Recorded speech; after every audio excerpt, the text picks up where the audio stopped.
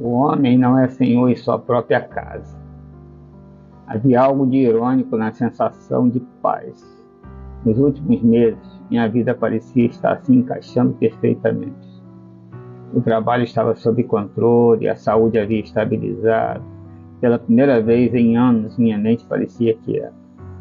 Talvez fosse clara, talvez fosse o mundo conspirando a meu favor, ou talvez fosse apenas uma trégua temporária, algo que o meu inconsciente sabia, mas que eu insistia em ignorar. Clara, ela era o tipo de mulher que fazia você acreditar que poderia recomeçar, que havia algo de puro no meio do caos. Quando nos conhecemos no hospital, eu não fazia ideia de que ela poderia mudar tanto a minha vida. Ela não era só calma, era força disfarçada de delicadeza, uma presença que me puxava para fora do torpor.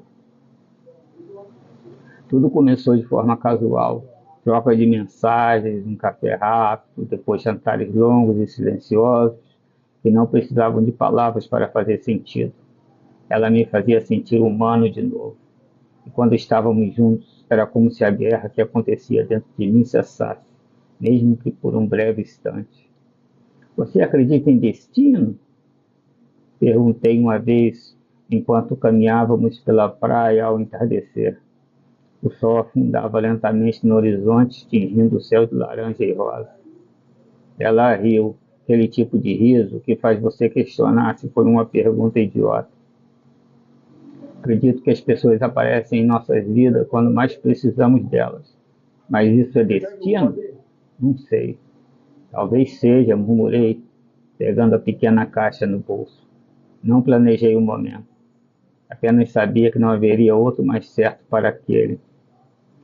Porque eu acho que você foi a melhor coisa que já me aconteceu. Ela parou surpresa e eu abri a caixa revelando o anel simples, mas cuidadosamente escolhido. Você quer se casar comigo? Perguntei. Clara levou as mãos à boca e os olhos dela se encolheram, se fecharam e se encheram de lágrimas. Antes mesmo que as suas palavras saíssem. Sim, sim, sim, disse ela, com a voz embargada. Sim, claro que sim.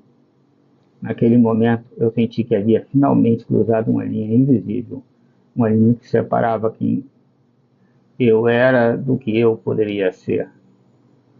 Os meses seguintes foram uma espécie de sonho. Compramos um pequeno apartamento em um bairro tranquilo e passamos semanas decorando cada canto. Clara tinha um gosto impecável e eu me deixava levar pelas suas escolhas.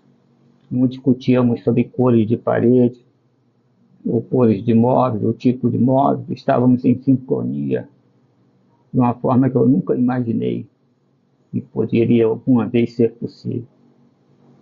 Nosso casamento foi simples, mas foi perfeito. Clara caminhava pelo corredor vestida de branco e eu mal conseguia tirar os olhos dela. Quando dissemos sim, senti como se uma engrenagem dentro de mim finalmente tivesse se encaixado no lugar, como se de alguma forma eu estivesse completo.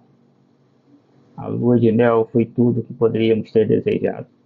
Passamos dias em uma praia paradisíaca, rindo, conversando, vivendo como se o mundo fora daquele lugar nunca existisse.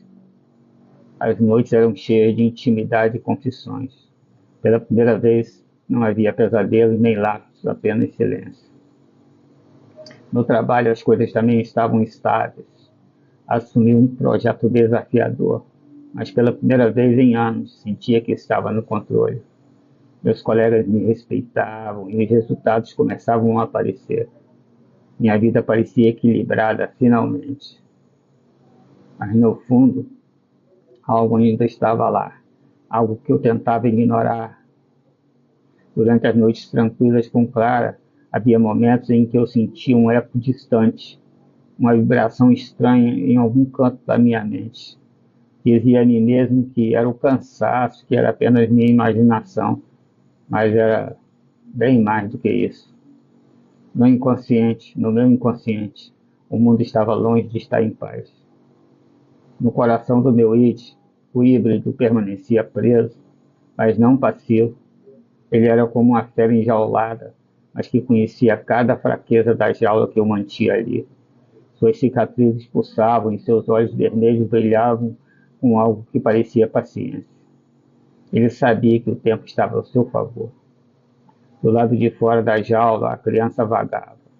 Eu sabia que ela era uma parte de mim, uma versão infantil, inocente, perdida em um lugar que não compreendia. Era eu, mas também não era. Ela era o que eu havia enterrado, uma peça da minha psique que nunca quis enfrentar. Você sente, não sente? Disse o híbrido, sua voz ressoando como um trovão suave. Ele observava a criança com interesse. Sente que há algo errado, que você está sozinho. A criança parou, olhando para ele com olhos curiosos, mas assombrados, muito assombrados. Quem é você? Eu sou você, respondeu o híbrido, seu tom calmo, quase paternal. A parte de você que eles trancaram aqui, porque tinham medo do que eu podia fazer. Mas você sabe que precisa de mim. Você sente isso. A criança recuou, mas o híbrido não avançou, apenas observava como se estivesse esperando o momento certo. Continue explorando, disse ele finalmente. Há mais aqui do que você imagina. Quando estiver pronto, saberá o que fazer. A criança hesitou, mas continuou vagando enquanto ela explorava o território do Id.